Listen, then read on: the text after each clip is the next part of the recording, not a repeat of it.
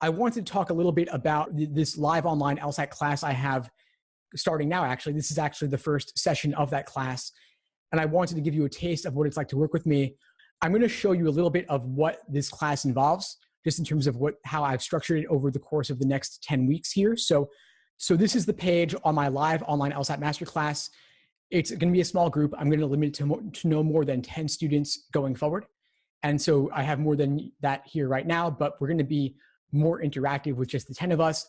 I'll get to all your questions personally, and I'll even bring you into the spotlight if you'd like to ask your questions live on camera if you want, again, just in that small, intimate environment. Now, this first class, week 1, I oriented it around 2019 LSAT changes, the digital LSAT, and crafting your LSAT study schedule. And I'm happy to take more questions on that if there's anything I missed.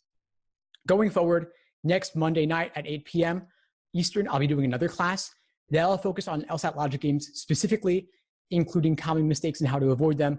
I'll be walking through real examples from each major type of logic game, ordering, grouping, combination, and so on.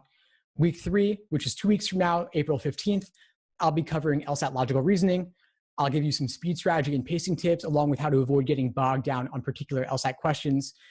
For week 4, reading comprehension on the 22nd, I'll be going over proper note-taking strategy and approach, as well as pacing, how to allocate your time between the passage and the questions, and how to take notes, if any.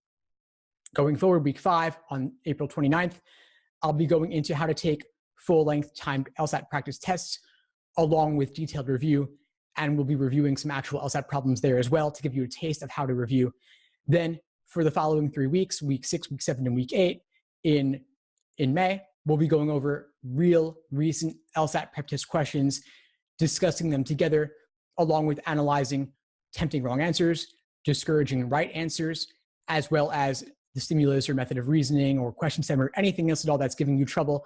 I'll be taking your specific LSAT questions as the basis for what we cover. So we will be co-creating this syllabus together, this class together, based on your particular areas of strength and weakness.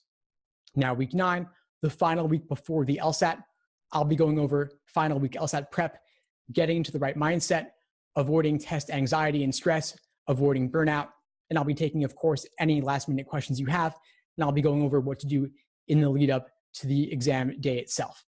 But I don't want to leave off there, because this LSAT, of course, continues on. You may be retaking, and of course, the day of the exam, June 3rd, if you're taking it in June, you're going to want to know what happened that day. You're going to want to do a post-game analysis of your performance, and you're going to want to know what to do differently next time around if you are considering a retake. So for that reason, I'm not ending the course the week before the LSAT like so many do.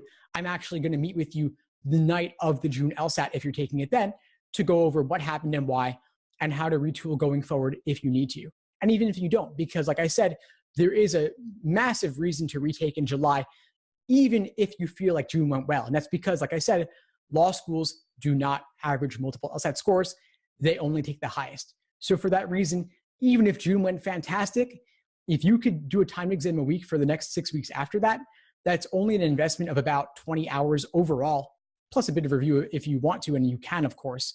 But it's not that much marginal effort, considering that the LSAT is more important than your GPA. So I think that's worth investing another 20 or 40 hours if it could get you even just a single point or two more on the LSAT. Believe it or not, that single point or two more could make a massive difference in getting into a better law school or getting more scholarship money. So the ROI on that is enormous. I highly recommend it. And so that's why I'm going to be sticking with you beyond just the week before. I will meet with you the night of the June LSAT if you're taking it then. And if not, of course, we'll go over what to do going forward to July. So this is, again, the page on the full live online LSAT masterclass. That's what I'm sharing with you there. Again, I'm limiting it to only 10 students, and I'm closing the doors on the course this Friday at 11:59 p.m. Pacific time.